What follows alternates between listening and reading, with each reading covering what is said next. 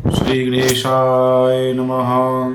श्री सरस्वते नमः। तो आइए माघ माह की कथा जो है प्रारंभ करते हैं। कल हमने कथा बताई थी कि कुंडल और विकुंडल जो है मृत्यु के बाद यमराज के दूत ले जाते हैं। जब नरक में जाते हैं यमराज के पास, तो यहाँ कथा छोड़ी थी। तो आइए अब आगे हम कथा प्रारंभ करते हैं। तो दत्तात्रेय जी कहते हैं कि जब वह नरक में जाते हैं तो नरक में यमराज के दूत यमराज से कहते हैं कि हम इन दोनों को लाए हैं, प्रभु आज्ञा दीजिए, इनको कहाँ ले जाइए, इनके साथ क्या व्यवहार करना है। यमराज कहने लगे कि एक को नरक में डाल दो और एक को स्वर्ग में डाल दो। तो दोनों जो है वो संशय करने की ऐसा क्या हो गया, एक को नरक में एक को स्वर्ग में। धर्मराज के जो दूत है, जो कुंडल था बड़ा भाई जो था, उसको नरक में ले गए और विकुंडल को जो दूत है वो उसको स्वर्ग में ले जा रहे हैं।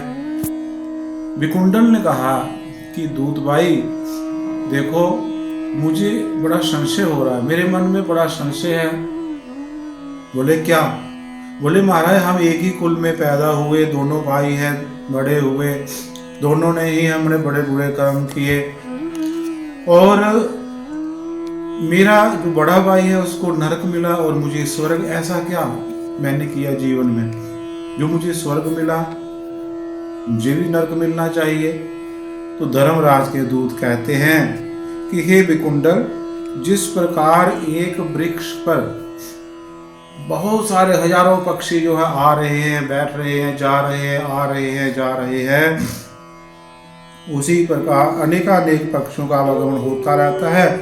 उसी प्रकार इस संसार में पुत्र, पत्नी, बहन, भाई, माता, पिता आदि का जन्म के कारण संगम होता है। इस संसार में मिलना जुलना होता है। हे वैश्य, मैं प्रेम पूर्वक तुमसे सच कहता हूँ कि जो मनुष्य पूर्व भक्ति कर्म करता है वह अपने लिए अच्छे या बुरे कर्मों का ही फल समय समय पर भोगता है। कहते हैं कि जो जैसा कर्म करता है उसे वैसा वैसा ही पुण्य प्राप्त होता है और जो जैसा कर्म करता है उसे वैसा ही फल भोगना पड़ता है। कभी भी कोई मनुष्य किसी दूसरे के लिए कर्मों का फल नहीं भोग सकता। अर्थात यदि कोई अच्छा कर्म दूसरा कर ले कि मैं उसके कर्म भोग लूं, नहीं, ऐसा नहीं है। जो स्वयं जो जैसा कर्म करेगा वैसा ही फल उसे ही भोगना पड़ेगा, न दूसरे को नहीं। पुत्र नहीं भोग सकता, पत्नी नहीं भोग सकती, बहन भाई, माता पिता, कोई रिश्तेदार कोई नहीं भोगेगा। वो स्वयं जो हमने खुद अच्छे या बुरे कर्म किए हैं वो हमें खुद ही भोगने पड़ेंगे। विकुंडल ने कहा मैंने इस जन्म में प्रायः पाप ही किए हैं, पुण्य नहीं किए। हे देवदूत, मैं अपने पुण्य को नहीं जानता। कहते मैंने तो पाप ही पाप किए हैं, तो मैंने ऐसा कौन सा पुण्य किया है मैं नहीं जानता हूँ, मुझे बताओ। तो वो कहने लगे, देवदूत बोले कि हे वैश्य सुनो, जो पुण्य तुमने किया मैं भली प्रकार जानता हूँ, तुम नहीं जानते। हरि मित्र का पुत्र सुमित्र वेद पाठी ब्राह्मण था। एक ब्राह्मण थे जिनका नाम था हरि मित्र, उनका एक पुत्र था जिनका नाम था सुमित्र। कहने लगे जमुना जी के तट पर उसका आश्रम था। ध्यान से कथा सुनिएगा, ये हो सकता है कि आपका भाग्य ये बदल दे ये कथा। कहने लगे उसका जो आश्रम था वो जमुना के किनारे था। हे वैश्यवर, उसकी तुमसे मित्रता हो गई। उस ब्राह्मण बालक के साथ उसकी मित्रता हो गई विकुंडल की। तो कहने लगे उसके साथ तुमने 2 बार माघ मास जो है स्नान किया। कहाँ पर? जमुना में। जमुना में स्नान किया था, जिससे हे वैश्य श्रेष्ठ तुम सब पापों से मुक्त हो गए। अपने मित्र के पास गया होगा कभी मिलने के लिए, तो मित्र के घर में रहा होगा 2 दिन। तो जमुना के किनारे उसका आश्रम था, तो प्रातः काल वह स्नान करने के लिए जाते होंगे। हरि मित्र जो पुत्र जो है उसका सुमित्र, तो उस ये विकुंडल पे क्या होगा मिलने के लिए अपने मित्र के घर। तो प्रातः काल जो है मित्र के साथ वो भी स्नान करने के लिए गया। तो कहते तूने 2 बार सिर्फ स्नान किया है, उसके साथ कहाँ, जमुना में। और इस पुण्य के प्रभाव से स्वर्ग में चिरकाल आनंद भोगोगे और तुम्हारा भाई नरक जम द्वारा दुख सहेगा, इसलिए तुम्हें स्वर्ग मिला है। और तुम्हारा जो भाई है उसे तो दुख ही दुख प्राप्त होगा। हंसी पत्रों से काटा जाएगा, मोहरों से ताड़ित किया जाएगा, चट्टान पर पीसा जाएगा तथा अंगारों से भूना जाएगा। दत्तात्रेय जी बोले, इस तरह दूत की बात सुनकर वह भाई के दुख से दुखी हुआ, उसका शरीर पुलकायमान हो गया। नम्रतापूर्वक दुखी होकर उसने मधुर वाणी में देवदूत से कहा कि हे साधुओं के साथ 7 पग चलने वाली मित्रता श्रेष्ठ फलदायी धामनी होती है। कहते हैं कि जब उसने सुना कि मैंने अपने मित्र के साथ स्नान किया, वहाँ उसे इस चीज़ का नहीं पता कि इसका कितना पुण्य जो है होता है माघ मास में स्नान करने का। तो उसने तो अनजाने में स्नान किया था माघ मास उस जमुना जी में, लेकिन उसे स्वर्ग की प्राप्ति हो गई। तो अब वो बड़ा विनम्रता से वो कहने लगा कि महाराज, तो ऐसा है ये साधुओं के साथ या सज्जन पुरुषों के साथ, अच्छे पुरुषों के साथ संग करने से जो 7 कदम भी होते यदि उनके साथ चलता है तो उसका कल्याण हो जाता है। हे सर्वज्ञ, तुमसे मैं वह सब सुनना चाहता हूँ, कृपा करके कहो कि किस कर्म से मनुष्य जमलोक को नहीं देखते। अभी कुंडल कह रहा है कि महाराज मुझे ये बताइए, ऐसा कौन सा वो कर्म करे व्यक्ति जिससे वो नरक के या जमलोक के जो दर्शन नहीं होते, उसे मनुष्य लोक तथा बुरी गति को प्राप्त नहीं होते, तथा उनकी जो बुरी गति जो है वो प्राप्त नहीं होती है। जमदूत कहने लगे कि हे सौम्य, तुमने बड़ा ही अच्छा प्रश्न पूछा है, तुम इसे सुनो और सब पाप से रहित हो। यद्यपि दूसरे की सेवा में तत्पर होते हुए भी मैं आपसे प्रेम पूर्वक तथा बुद्धि से कहता हूँ, जो व्यक्ति सब अवस्थाओं में मन, कर्म व वचन से दूसरों को कभी दुख नहीं देते, वे कभी जमलोक में नहीं जाते हैं। अर्थात जो किसी को दुख नहीं देते हैं, कष्ट नहीं देते हैं, सताते नहीं हैं, जो परोपकार करते हैं, सेवा करते हैं, वो कभी भी जमलोक में नहीं जाते हैं। और अहिंसा ही सबसे बड़ा धर्म है, तप और दान है।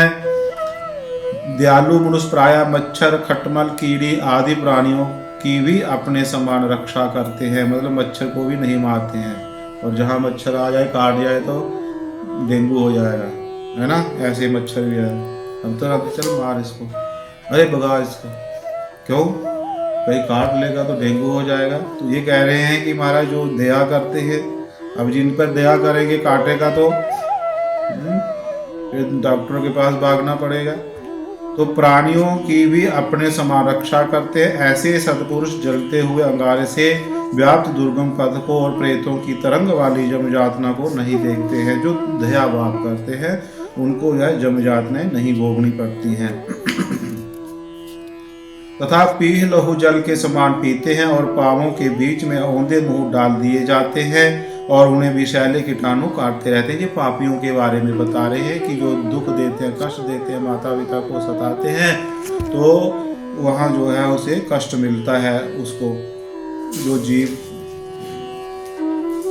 लोगों को दुख देते हैं। हे वैश्य, फिर नरक से निकलकर वह कई दिनों तक स्थावर जोनि को वे क्रूर सैकड़ों जोड़ियों में जाते हैं। हिंसक व्यक्ति जन्मांत, दरिद्र और अंगहीन जन्म को प्राप्त पाते हैं। मैंने आपको गुरु पुराण की कथा सुनाई थी, तो उसमें भी मैंने बताया था कि कौन कौन से जो जीव हैं पाप कर्म करके जो है नरक में जाते हैं, और नरक के भोगों को भोगने के बाद फिर वो जब इस संसार में आते हैं तो उनको कौन कौन सा जन्म मिलता है, क्या क्या उसे कष्ट मिलते हैं, वो सब आपको मैं गरुड़ पुराण की कथा में श्रवण करवा चुका हूँ। तो आप जो है गरुड़ पुराण की कथा वो श्रवण कर लेना, वो भी यूट्यूब पे आपको गरुड़ पुराण की कथा, महादेव का परिवार, हर हर महादेव, उसमें संपूर्ण जो गरुड़ पुराण की कथा है, संक्षिप्त गरुड़ पुराण की जो कथा है वो वहाँ हमारे चैनल पे आपको मिल जाएगी। तो वो भी अवश्य सुने कि मनुष्य को क्या करना चाहिए, कौन से ऐसे कर्म करने चाहिए जिसको नरक में ना जाना पड़े, कौन से ऐसे अच्छे पुण्य करने चाहिए जो स्वर्ग में वैकुंठ लोक में जाता है, वो पूरी कथा उसमें है। हे वैश्य श्रेष्ठ, जिसने प्राणियों को अभय मंत्र दिया वह सब तीर्थ में नहा चुका और सब यज्ञों में उसने शिक्षा पाई। हे वैश्य, जो आपने वर्णानुसार शास्त्रों धर्म का पालन करते हैं वे यमलोक में नहीं जाते हैं। अर्थात जो अपने धर्म का पालन करते हुए जैसे शास्त्र हमें आज्ञा देता है उसके अनुसार जो आचरण करता है वह कभी नरक में नहीं जाता है तथा सदैव दया करते हैं वे जमलोक में नहीं जाते। जो ब्रह्मचारी हैं, वेद पाठी हैं और नित्य अग्निहोत्र करते हैं वे स्वर्गवासी होते हैं। और दीन वचन ना बोलने वाले शूरवीर जो शत्रुओं से लड़ाई में मरते हैं प्राय उनका पथ सूर्य को होता है। ये वैसे लंगड़े, लूले, वृद्ध, अनाथ, शरणार्थी, ब्राह्मण तथा गरीबों का पालन पोषण करने वाले सदैव स्वर्ग में वास करते हैं। जो लोग इनकी सेवा करते हैं, जो बताया हमने, जो शरणार्थी हैं, या अनाथ हैं, या वृद्ध हैं, बच्चे हैं, लंगड़े, इनकी जो सेवा करते हैं ऐसे लोग जो है वो स्वर्ग लोक में जाते हैं और वे बिना जमलोक देखे सदैव स्वर्ग को प्राप्त होते हैं। जो व्यक्ति पीपल, नीम, बरगद, कैद तथा बिल का एक एक, आंवले के 3 तथा आम के 5 पेड़ लगाते हैं उनको भी नरक नहीं मिलता। ध्यान रखना कौन कौन से वृक्ष बता रहे हैं कि ये जो वृक्ष लगाते हैं वो भी नरक में नहीं जाते हैं। कौन कौन से? पीपल का पेड़, नीम का पेड़, बरगद का पेड़ और ये बिल्व का पेड़ जिसको हम बिल पत्री चढ़ाते हैं भगवान शंकर, इसका जो पेड़ लगाते हैं वे कभी भी स्वर्ग में नरक में नहीं जाते हैं, जो स्वर्ग में वास करते हैं। आंवले का पेड़ ये जो लगाते हैं ये नरक के दर्शन नहीं करते हैं। और फिर क्या कह रहे हैं? जो मनुष्य पेड़ लगाता है वह दानी तथा सदैव आनंद करने वाला होता है।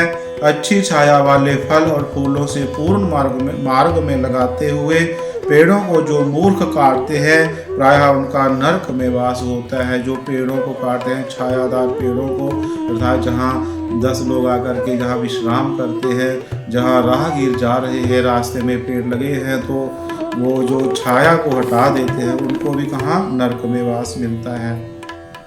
जिस घर में तुलसी का वन होता है वह घर तीर्थ के समान होता है, वह यमदूत निवास नहीं कर सकते।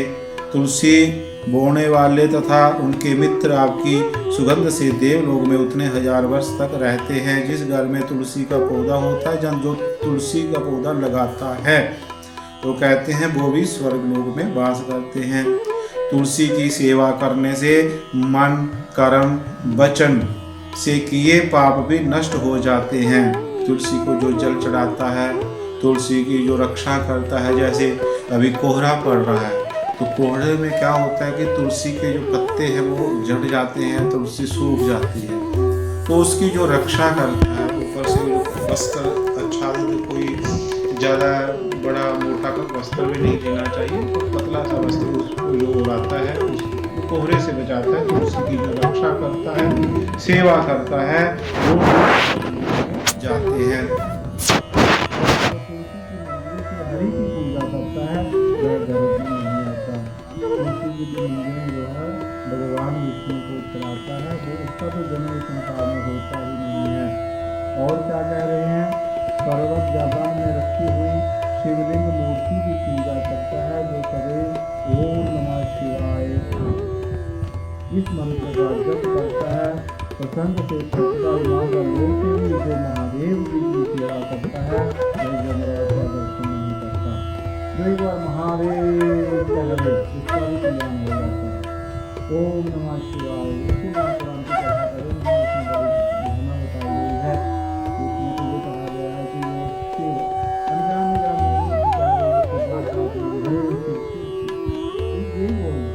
तभी उसका कल्याण हो जाता है। शिव जी के वक्त शिव जी की पूजा में लीन होकर शिव लोक में 14 महीने तक आनंद करते हैं। शिव पूजन के पुण्य करने वाला, सब पापों को नष्ट कर निर्मल कीर्ति प्रदान करने वाला 3 लोक में कोई दूसरा कर्म नहीं है। जो प्रेम पाठ तपस्या ब्रह्मा विष्णु अथवा महादेव का मंदिर या मठ निवासी हैं वे देवता बहुत सारे उनका प्रयास करते हैं। जो मंदिर बनाते हैं भगवान विष्णु का, शिव जी भगवान का, जो कि भक्तजनों मंदिर बनवाना बहुत आसान है और मंदिर को चलाना बहुत कठिन है। मंदिर तो हम बना देंगे, तो मंदिर को चलाना है वो बहुत कठिन है। इसलिए मंदिर बनाओ तो वहाँ पर ये सोचते बनाओ कि आगे इसको चलाएगा कौन। मंदिर को हम बना देते हैं, वहाँ पर पुजारी सेवा करने के लिए, जो भी उनकी सेवा करने के लिए वो भी दिया जाता है। इसलिए मंदिर भी बनाओ तो वहाँ सेवा भी होनी चाहिए भगवान की। और फिर क्या कहते हैं, जो कुछ धर्मशाला गौशाला सन्यासियों ब्राह्मणों के लिए घर अथवा कभी सुंदर की जगह में वास करते हैं। ये जो बताया है जब धर्मशाला बनाते हैं या फिर किसी ब्राह्मण के लिए जो मकान निर्माण करते हैं या उनके रहने के लिए जगह बनाई देते हैं, गौशाला सन्यासियों के लिए जो भी ये बनाते हैं तो वो भी इन जगहों में जाकर के वास करते हैं। और इन स्थानों के जीर्णोद्धार से दोगुना फल प्राप्त होता है। जो यदि कोई मंदिर या धर्मशाला ये इत्यादि यदि कोई गौशाला जीर्ण है उसका जो उसको मतलब कि बनाते हैं तो वो भी वैकुंठ लोक में वास करते हैं। इससे 21 नरक जो हैं उनको जो है वो उतर जाते हैं, उनका कल्याण हो जाता है। ब्रह्मा विष्णु तथा शिव की पूजा के लिए जो बगीचा लगाते हैं वे प्रायः देवलोक में वास करते हैं। अर्थात जो फूल लगाते हैं, बगीचा लगाते हैं तो वो भी जो है देवलोक में वास करते हैं। अतिथियों का सत्कार करते हैं, वे प्रजापति के उत्तम लोक को जाते हैं। बोलिए माघ मास की जय। जमदूत कहने लगा, हे वैश्य, सायंकाल में आया हुआ मूर्ख पंडित वेद पाठी या पापी अतिथि ब्रह्म समान होता है। रास्ते में थके हुए ब्राह्मण, भूखे प्यासे अपरिचित यात्री जिसके घर में तृप्त होते हैं वह गृहस्थ बहुत समय तक ब्रह्मलोक में निवास करता है। कोई भूखा यदि आ गया, आप यदि उसको भोजन कराते हो, तृप्त होकर के चला जाता है। तो जो तृप्त होकर के जाता है घर से तो उनके जो अपने कुटुंब हैं, जहाँ जितने भी उसकी पीढ़ियां हैं वो तर जाती हैं, उनका कल्याण हो जाता है। अतिथि सेवा करनी चाहिए। दूसरी संपत्ति धर्म और हित नहीं है। कहते हैं कि और संपत्तियां काम आने वाली नहीं है, धन दौलत जो है ये काम आने वाला, क्योंकि साथ तो ये जाएगा नहीं। तो हम धन से पुण्य कर सकते हैं, धन दौलत से अच्छे अच्छे कर्म कर सकते हैं, पर ये साथ नहीं जाती। जो हमने धन से अच्छे पुण्य किए हैं वही हमारे साथ जो है वो जाता है। अन्नदान करने वाला दे दिव्यमान विमान का होकर अमृत पान करता है तथा स्वर्ग से हटकर उत्तर कुओं में जन्म लेता है। धर्मात्मा राजा होता है और चिरायु तथा नष्ट न होने वाले वंश को प्राप्त करता है जो अन्नदान करता है। अन्नदान की बड़ी महिमा बताई है शिव महापुराण में। अन्नदान जो है, अन्न जो है वो कभी भी व्यर्थ नहीं करना चाहिए हमें। अन्न हम भोजन करते हैं, कहीं विवाह में, शादियों में, कहीं भी हम चले जाते हैं भंडारे में, तो हम थाली जो है भर लेते हैं और थालियाँ भर लेते कुछ खाया और कुछ जो है वो फेंक दिया। अन्न बर्बाद नहीं करना चाहिए। अन्न जो बर्बाद करता है फिर उसे जो है वो अगले जन्म जब लेता है दूसरा जन्म तो दरिद्री होता है, घर घर जा करके फिर उसके वो अन्न भोजन करने के लिए फिर भीख मांगता रहता है। इसलिए अन्न बर्बाद नहीं करना चाहिए। कहते भी है ना, उतना खाओ अन्न जितना भर जाए मन। मन कभी भरता ही नहीं है। ये भी होता हो टिक्कियाँ तो रह गई, ओ अच्छा ये वाला स्टार तो रह गई, तो खाया ही मैंने नहीं है। ओह अच्छा, अरे डोसे वाला ये तो देखा ही नहीं। मन नहीं भरता है, पेट तो भर जाता है लेकिन मन जो है वो नहीं भरता है। कृष्णा है ओहो रसमलाई तो रहो, वाह क्या वाह, रसमलाई रह गई हो या भी लेंगे, खाएंगे, फेंक देंगे। तो कहते हैं कि उतना लो जितना जो हम खा सके, पचा सके। और फिर क्या कह रहे हैं, अन्न देने वाला प्राणदाता कहलाता है। जो अन्न देता है वो प्राणदाता कहलाता है।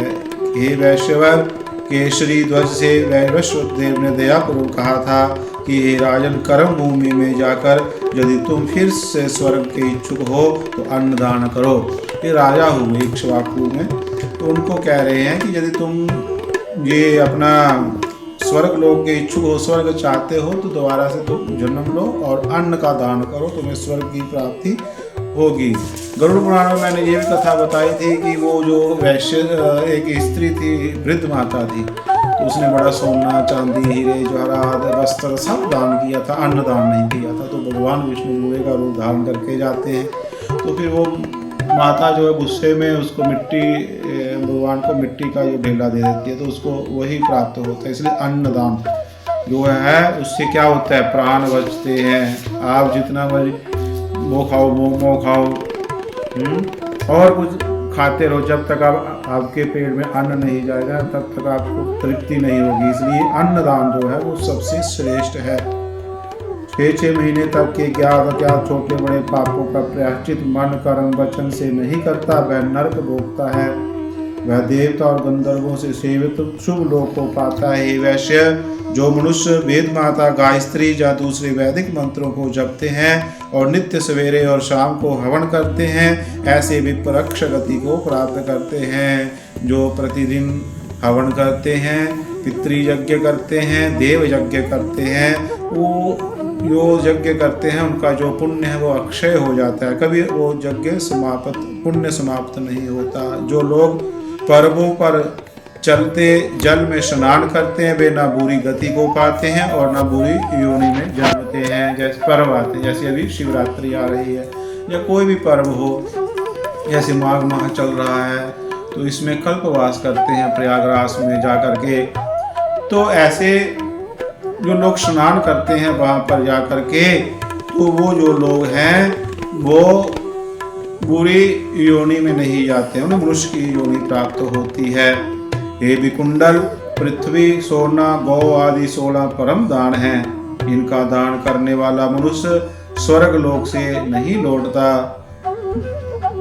सत्य, हे वैश्यवर, सत्यवाणी, मौनी, मधुरवासी, अक्रोधी, क्षमाशील, नीतिवान, अनिंदिक प्राणियों पर दया करने, दूसरों के पापों को छुपाने, प्राय गुण का वर्णन न करने, दूसरों के धन को न चाहने वाले लोग कभी नरक नहीं भोगते हैं। ये जो बताया, जो सच बोलता है, मौन धारण करना चाहिए। एक तो झगड़ा नहीं लगता घर में, है ना, कम से कम ज़्यादा नहीं तो 1-2 घंटा घर में मौन रहना चाहिए।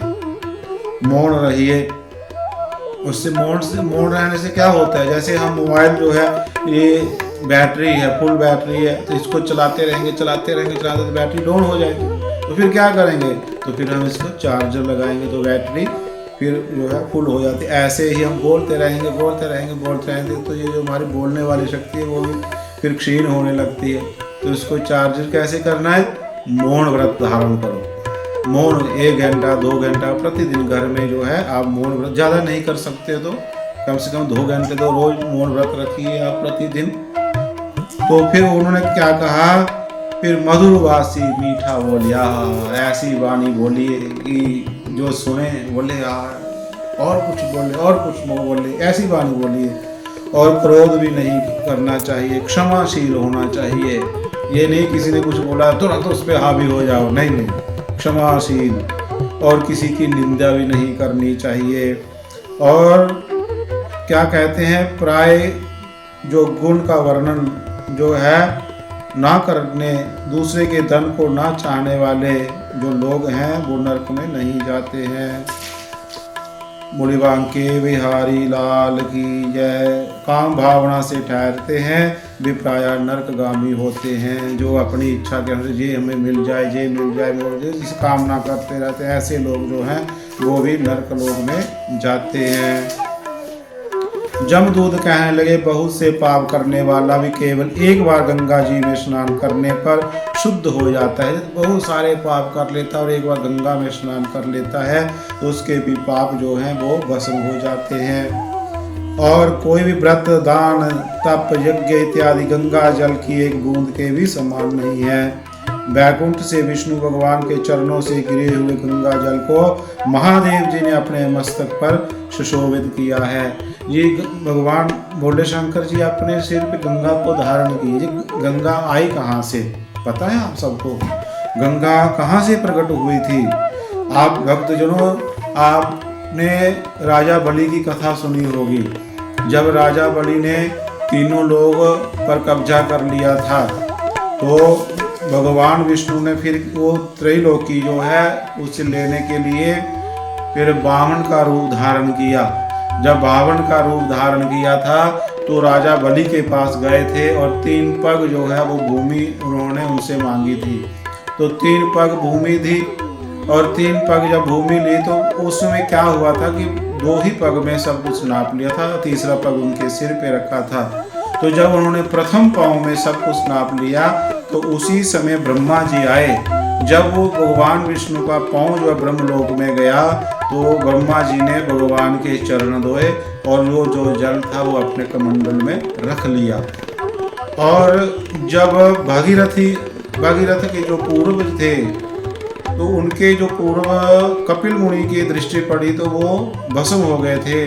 तो उनकी भागीरथ ने तपस्या करी और आकाशवाणी हुई थी कि भगवान के चरणों का जल अर्थात गंगा जो है यदि इनको स्पर्श हो जाए, गंगा जल स्पर्श हो जाए तो इनका कल्याण हो सकता है। तो भागीरथी ने तपस्या करी थी, गंगा प्रकट होती कहती है यदि मुझे कोई धारण करने वाला कोई हो तो मैं इस धरती पर आ सकती हूँ, क्योंकि मेरा वेग इतना होगा मैं तो पृथ्वी पर नहीं सीधे तलातल में चली जाऊंगी।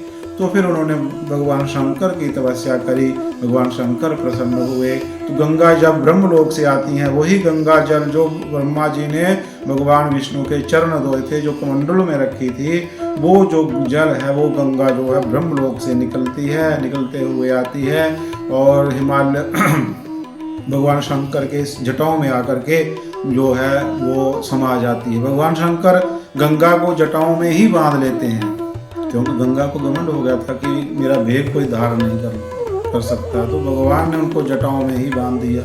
भागीरथ कहने लगे महाराज मैंने तो अपने पूर्वजों का उद्धार करने के लिए गंगा को बुलाया, आपने तो उनको जटाओं में ही उनको बांध लिया, कृपा करिए महाराज। तो जटाओं से फिर गंगा जो है भगवान शंकर की जटाओं से वो कैलाश पर्वत हिमालय से होती हुई प्रयागराज में जाकर के जहाँ उनके पूर्वज जो भस्म हुए थे वहाँ जाकर के जैसे उनको गंगा जल का स्पर्श होता है तो उनका उद्धार हो जाता है। तो इसलिए महादेव जी गंगा जो है अपने सिर पे धारण करते हैं। पता चल गया ना आपको गंगा क्यों धारण की थी उन्होंने। तो कहते हैं कि इन दोनों के कुलों के नरक में पड़े हुए माता पिता तभी स्वर्ग में जाते हैं जब उनका पुत्र हरि भक्त होता है, गोविंदाय नमः मंत्र को जपता हुआ मरने वाला मनुष्य भी यमराज के दर्शन नहीं करता है। जो मरते हुए गोविंदाय नमः या हरि हरि हरि या राम राम भगवान का कोई भी नाम लेता है तो वो यमराज के लोक में नहीं जाता है। जो मनुष्य हृदय से सूर्य जल या मूर्ति में विश्वास रखकर हरि भगवान का पूजन करते हैं वे भी विष्णु लोक में श्रेष्ठ पद को प्राप्त होते हैं। जमदूत बोले मोक्ष के इच्छुक को सदैव शालिग्राम की 12 शिला में और वज्रजांग कीट निर्मित चक्र में वसुदेव भगवान की पूजा करनी चाहिए।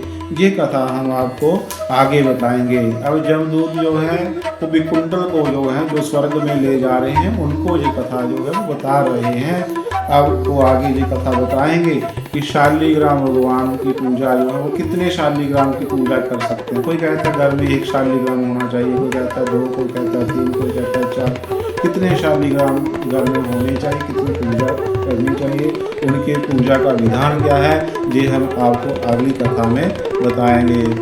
बोले माघ मास की जय, बांके बिहारी लाल की जय। हर हर